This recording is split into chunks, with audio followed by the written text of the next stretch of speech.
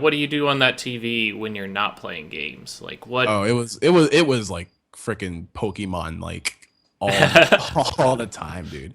It was a mix of like, cause yeah, 90s kids, and I will say this, were freaking blessed with the amount of cartoon content and and all that sort of stuff. Like WBNX, yeah, that was like basically all we needed as children. As soon as we came home from school at like 4 p.m. or something, bam, Pokemon was on, or like Yu-Gi-Oh was on, and like, we also had like Fox Kids. We were like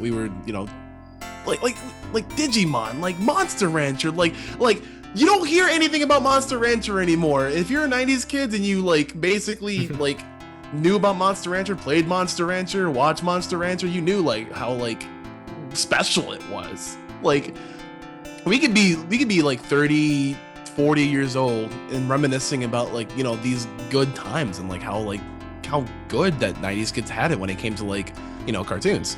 Like I think looking back on it, one of the biggest things that struck me was how accessible almost these cartoons were. Because, just very briefly talking about it, like, I didn't have cable growing up, but there was such a rich amount of quality cartoons out there for kids to kind of watch and enjoy, and even kind of like the adults who were watching with them, that I never felt really deprived on it. And that's one of the big things that kind of feels very different than nowadays. Nowadays it seems like almost you have to have the premium cable connection in order to find something that kids will enjoy regularly.